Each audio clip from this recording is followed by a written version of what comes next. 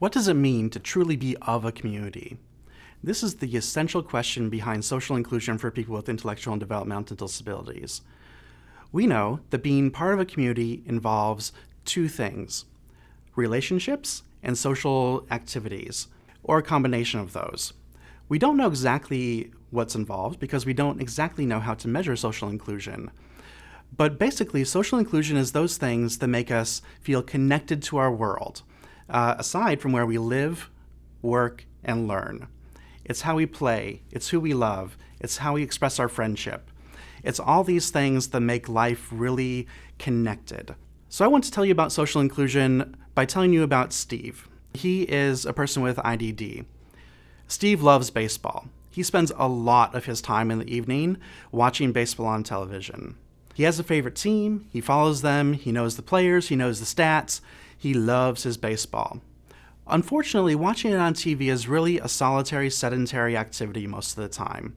And this is really typical of people with IDD. They spend much of their time in solitary, sedentary activities. We also know that it's really hard for them to get out into more active things. The normal person with an intellectual or developmental disability typically gets out about twice a month. And usually none of those times out are with a person without a disability. Further, we know that the typical person with IDD has about 11 people in his or her social network, and that only 2 of those are people without IDD. This makes for a very, very small opportunity to get out, especially if we're not going to go out with other people with IDD, staff, or family. We also know that Steve loves to go to church. His faith is extremely important to him, and he usually goes to church only on weekends when he goes home with his family. Here, his mom and dad are with him at church.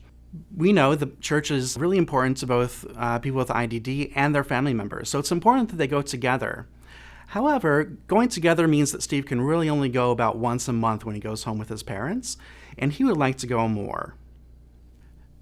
Steve also has a girlfriend. Lucky guy, here she is. Mostly, Steve talks to her on the phone. They have long conversations about who knows what. We know that it's very, very difficult for people with IDD to really engage in these more intimate relationships. There are a number of reasons for this, but it's hard to meet. If you live far apart and you don't have transportation, it's really hard to spend time together. Secondly, relationships like this are only supported some of the time. We know the direct support workers rate their direct care tasks much more highly than they rate their social inclusion tasks. We also know that family members of people with IDD tend to support intimate relationships as long as they don't get into more sexual territory. Now we're going to enter Steve's dream world, a very, very different world from the one in which he lives. In Steve's dream world, he joins a baseball league. We know from prior research that people with IDD, when they're engaged in sports activities or other leisure activities with people without disabilities, that they tend to build relationships, they tend to break down barriers, and change the attitudes of the community members with whom they're playing. This is great news for Steve. He joined the baseball league, now he has fans, he's hitting home runs, and he's really being a part of this community that shares his love for baseball. Steve has also been going to church more often. He found someone else in his neighborhood who goes to the same church. This is really great news for Steve because he loves spaghetti and he's getting invites even now to the spaghetti dinners. And love is in the air.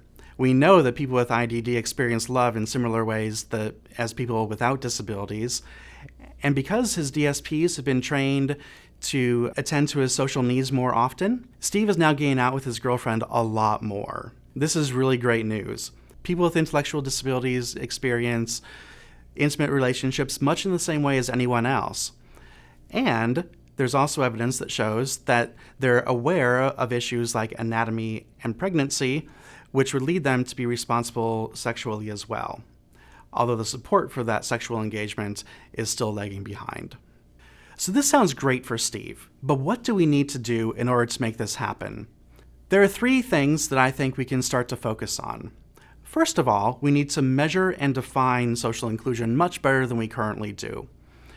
Right now, we have various definitions, and we have no real way to measure consistently. In the absence of that, it's very, very difficult to know what works to support inclusion and what doesn't. We can also learn to scale up interventions that we know work well, and then measure the effects of those. So the congregational inclusion that I told you about before is from a program that has actually been shown to have some success in including people with disabilities in their faith communities. Other programs have shown that it's effective to bring people with intellectual disabilities into sporting events and other leisure activities. But these have all been on small scale. If we can scale those up, measure them to see how they're really working in including people with intellectual disabilities in their communities, we'll be on the track to really improving inclusion. Finally, we need better policy for social inclusion. The United States has done a good job in supporting community living for people with IDD. It's done an adequate job of supporting employment for people with IDD, but the support for social inclusion has been lacking. In fact, the new CMS final rule on community living only makes one mention of social relationships, and we need to do better than that if we're going to truly make people of their communities. Finally, Steve and I would like to say see ya. But my question is, will you be seeing Steve? This will take a lot of changes from all of us, and a lot of effort in order to make social inclusion truly a part of who we are as a community.